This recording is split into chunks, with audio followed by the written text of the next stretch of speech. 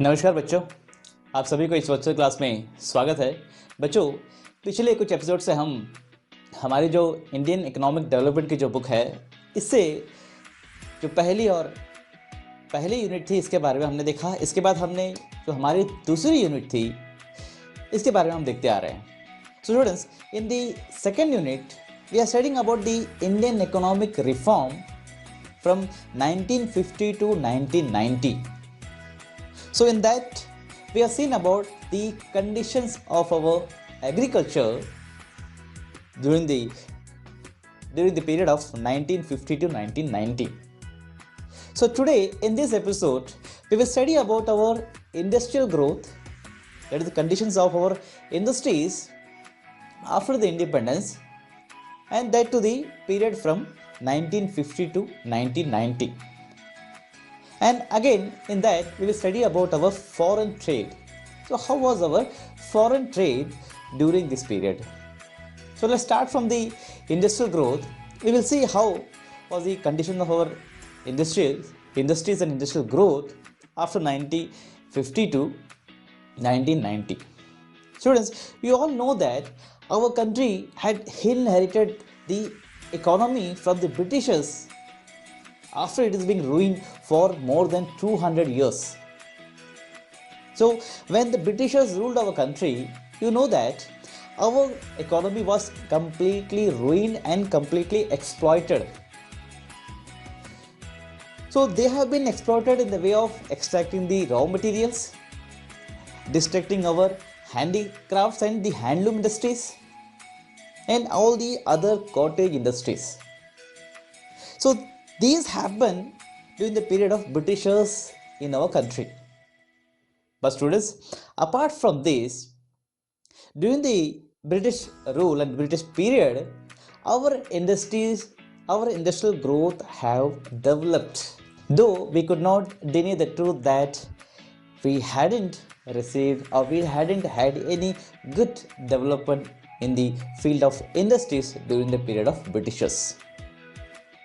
So at the time of Britishers, our handloom industries and the handicraft industry had suffered a lot, and these industries have been declined gradually during the Britishers.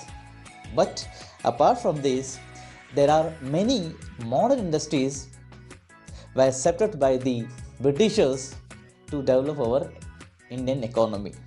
Though the motive of Britishers was not a social justice to establish the social justice, they have established these industries only to gain more profit. And we have studied that even these the raw material which are being extracted from our country, they are being exported to Britain, and after that these finished goods which are being produced from these raw materials are being again imported to our country, as they could find a huge market to sell their finished goods in our country. So when we talk about the foreign trade at the time of Britishers, we had a huge amount of export than the import. And that too we have studied in the previous episode how was our foreign trade before independence or at the eve of independence. So today we will study about the development which we have made in the field of industries, that is industrial growth, and in the foreign trade. So before that we have to learn what are the importance of industrial growth in a country. So what it establishes when a country has a industrial development. So we'll study about the importance of industry. So the industries are the epicenter of economic growth or the economic development. Students, we have seen that our economy basically comprised of what? The agriculture sector. But apart from that, industry sector plays a vital role in the contribution of GDP, that is the national income. So when it contributes to the national income, the GDP, it brings the economic development. So that's why we are saying that industries are the epicenter for the economic development, for the economic growth. As the productions are being widely done in the agriculture sector, at the same way, a wide range of products, the goods are being produced by these industries. because these industries are being considered to be the secondary sector of an economy. That means these industry, they involve the production of the primary sector, that is the agricultural sector, to convert them into another commodity, another finished good by the way of value addition. Next one, it acts as the source of employment. Students, though we have studied that more than 70% of our total population is dependent upon agriculture and the allied activities of agriculture. But even though the industries, they provide a huge and numerous amount of, or we can say that it plays a vital role in providing occupation to the people in economy. Because the industries, as I told you, the industries are involved in the production of goods and services by making the use of the other goods, the other raw materials which are being derived from the primary sector. So by this way, it plays a vital role in providing the job and occupation to the people. Then it acts as source of mechanized means of farming. Students, as we are largely depend upon the agriculture, by the help of these industries, we can very easily mechanize our farming sector by the use of tractors, the other equipment, other modern equipment used in the field of farming, that is the harvesters, then threshers. These are some modern equipments where these equipments are being produced by the industrial sector and provided to the agricultural sector to develop our farming with the help of these modern tools. So here we can understand that the industries, they act as the means for mechanizing the farming. Then we can see that the industries helps in the growth of civilization. So how we can say that it helps in the civilization? When we talk about the urbanization, when the people's living and their living style gets upgraded, gets changes with the help of the use of modern techniques and modern equipments, modern instruments in their day-to-day life, it improves their standard of living. So in urbanization, that is the people who are living in the urban area, they will be having a different lifestyle as compared with the rural area. Why? Because the people who are living in the, who are dwelling in the urban areas, they will be more dependent upon the modern equipments, the modern tools, which you could also very easily observe in our society. So here the industries, by the production of modern equipments, by the production of modern tools, we can say that the civilization improves.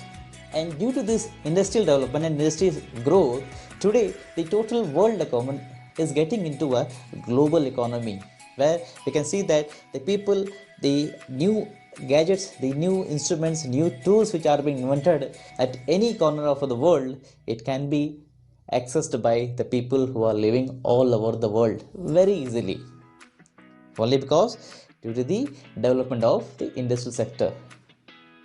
So because of the development of this industrial sector, the people are being united as a global economy. All the economies of the countries, different countries, they are being united together as a global economy. Then at last we can see that due to this industry, it lead to the growth in infrastructure. When the development of industry we could see in our economy, so due to the widespread of industrialization, due to the establishment of various industries in our different parts of the country, it led to the growth in the infrastructure.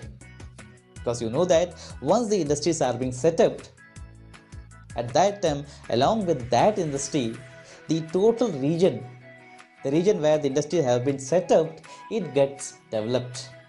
That means along with that industry, that region, that area gets the better facility, that is better facilities of roads, that is transport, not only road, it will also help to develop the railways.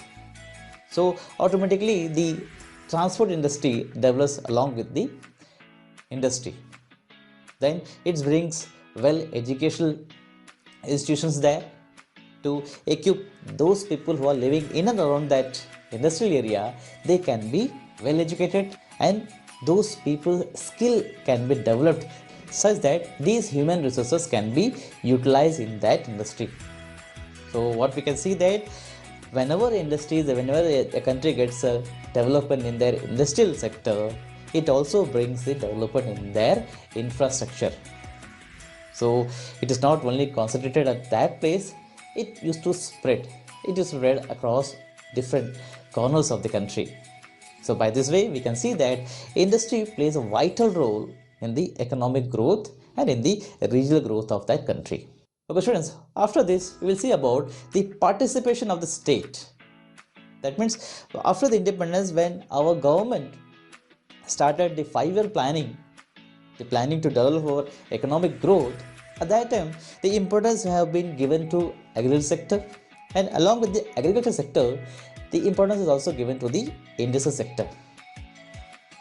So during this first 5-year plan, what you see in that, along with the agriculture sector, importance have been given to the industrial sector also. But here the participation of state was seen larger than the private sector. The participation of state was seen greater than the participation of private sector. Students, after the independence, our politicians and the planners, what they have decided to shift the market force from the hands of the private sector, and from the market force of demand and supply, they decided to get the state participation more than the private participation. That means all those industries, or all those heavy industries, the modern industries which are being established after the independence, they are largely managed and controlled by the state, that is the public sector, by the government. So here we will see what was the reason and what is the necessity for having more dependency of the state over this industrial development than the private sector. So let's see what are the reasons behind that, where we could see that from the period of 1950 to 1990, the participation of state, that is government, in the industrial development was more than the private sector. So even from the Britishers' rule, only the Tata groups and the Birla groups were they are the only well-established industrialists during the period of independence. But even after the independence, the private participations were not encouraged. So let's see what were the reasons. First of all, what we can see that due to the lack of capital. That means when an industry is to be set up, when a modern industry is to be set up in a country, it needs a huge capital. So that time after the independence, the private sector, the private industries, they showed a very less interest in the establishment of industries in the economy. What is the reason? Because these needs a huge amount of capital expenditure. So because of that, the government was compelled to get more participation in the economic growth, that is in establishing the modern industries in our economy. And secondly, what we can see that there is a low level of inducement of investment. So due to the low level of investment by the private sector, there is a need to get more participation of government in the industrial sector, that is in the economic growth of a country. Why? Because our economy had a limited size of market. When it had a limited size of market, it had a limited number of demand. That means limited amount of demand for goods and services. So when the economy is having a limited demand for the goods and services, that shows that the limited level of income earned by the people. The level of income earned by the people is very low. So as concerned with our economy after 1950, after the independence, the level of income, the income earned by the people are very low. So that low level of income created a low level of demand, and this low level of demand again creates low level of investment. So students, look at this chart. This vicious circle of investment chart explains that how there is a low level of investment and low income. So students, this vicious circle of low investment and low income was operating in the economy at the time of independence. So when you look at the chart, first of all we have low level of income. So this low level of income creates low demand. So when there is no income in the hands of the people will demand low. When the demand is low, it again leads to the low inducement to the investment. That is low inducement to invest. And whenever the economy suffers from the low level of induced investment, that creates the low investment. When again the people have low investment, it further gets to the low income. So students, by this cycle, you can very easily understand that because of this reason, the public sector was the only choice to initiate the process of industrialization in the country. So that is why we could see the larger participation of state or the government in the process of industrialization. So here one more thing you need to understand, that when we are talking about the participant state and the private, so students, on the basis of the ownership, we can divide the sector, we can divide the production sector of an economy into two, that is public sector and the private sector. What do you mean by public sector? Public sectors are those sectors, those manufacturing sectors which are being controlled and managed completely by the government, by the state, and where their motive is only to gain the social justice, not the profit. So by this we can very easily understand that those sectors which are involved in the getting social justice or the regional development or the economic development with social justice, those industries, those sectors can be classified as the public sector, whereas the private sectors are those sectors which are completely managed and controlled by an organization or by an individual person. So these business enterprises are said to be the private sector. Why? Because they initiate their activities only for getting maximum profit. So profit will be the only motto of these private sectors. So students, as you have seen that the government had the maximum participation in the growth of industrialization in the country. So it was initiated by the government from the second 5-year plan by a resolution called IPR 1956. So IPR stands for what? Industrial Policy Resolution 1956. In the Industrial Policy Resolution, it was a declaration made by the government to make a clear roadmap towards the development of industrialization in the country. So here the Industrial Policy Resolution 1956 was the clear declaration made by the government to get the participation in the industrialization with social justice. So now we will look at the characteristics of this IPR 1956 one by one. So students, let's see some principal elements of this IPR 1956, that is Industrial Policy Resolution 1956. So in that one, first we can see that the industries have been classified into threefold classification. So what are the threefold classification of industries? First one, those industries which are being managed and controlled by the government, the public sector, they are being considered as the public sector enterprises. Then the other industry, along with the public sector, some private participations are allowed, but even here the private participation, the private sectors are being considered as the supplementary sector in the economy, where the complete control was made in the hands of the government only. So that was the second classification, and apart from these, those industries which do not come under these two categories, first and second, they are being considered to be the private sectors. So students, according to IPR 1956, the industries are being classified into three, that is the public sector enterprises, and along with the public sector enterprises, the private sector enterprises are also allowed to get into the direct participation in the industrial growth. And at last, all those industry which doesn't come under the first and second category will be counted as the private sectors. Then we will see the next principal element, that is the industrial licensing. So through the way of industrial licensing, here the government tries to put a check on the private sectors on getting the discriminated regional growth. So here the industrial licensing are being utilized by the government as a tool to get a equal and a balanced regional growth through this industrialization. So by providing these licensing, what the government want to ensure, it want to ensure the proper and balanced growth of regional development in the economy, such that the industrialization cannot be concentrated at a particular place only. So by the way of licensing, the government want to promote the regional development rather than the profit.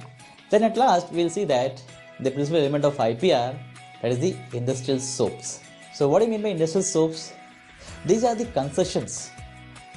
The government used to give concession on the establishment of industries. The government allows some sort of concession to the production unit, to the industrial sectors owned by the private sectors. So here the private enterprises are being given some concession in the form of some tax rebates or in the form of some the subsidies. So by the way of rebates and subsidies, the government encourage the participation of private sector in the industrialization. Okay students, when we talk about the industrialization, the process of industrialization, that can be classified into small scale industry and the large scale industry. Large scale industries are what? Those industry, the heavy industries, the modern industries which are in the country. And apart from that, the small scale industries,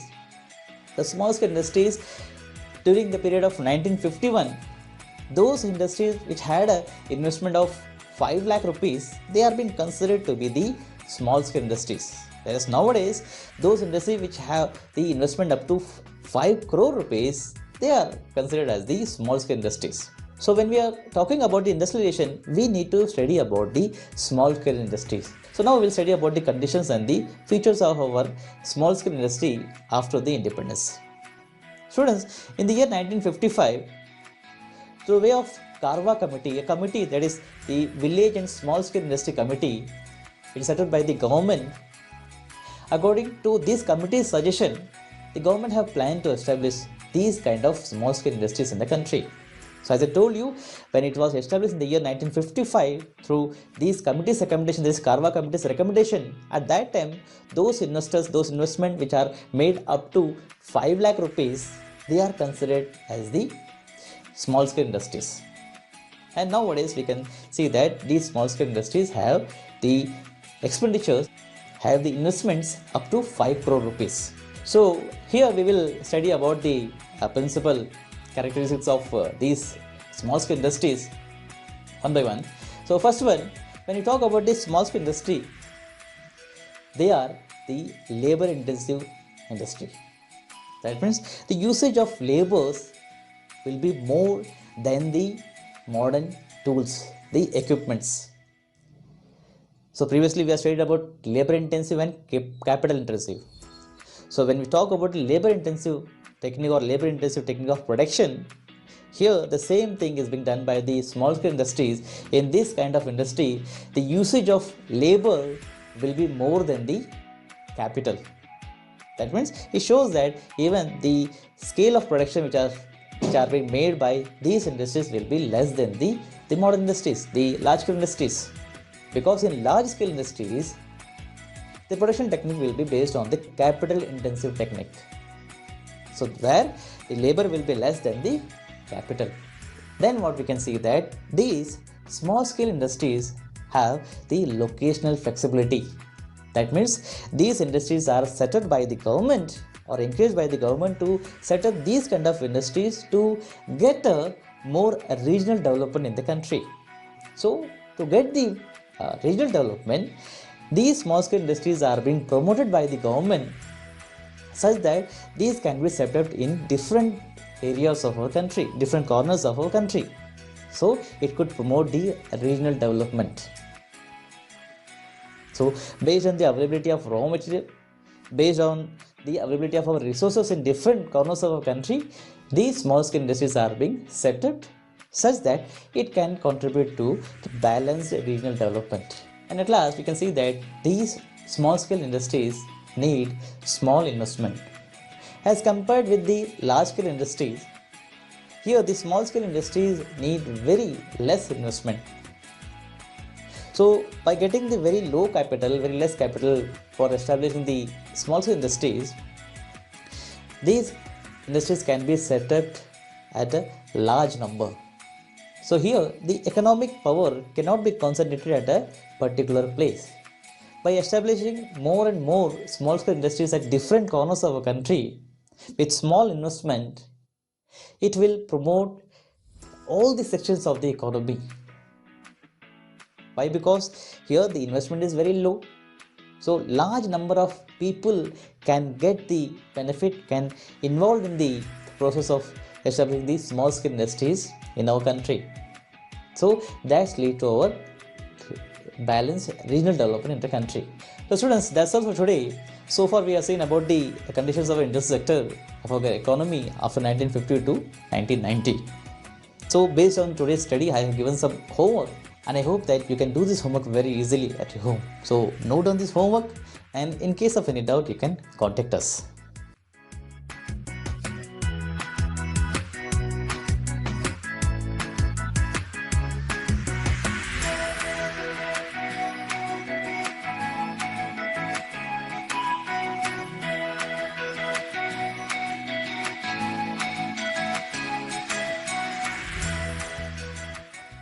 Okay students, that's all for today.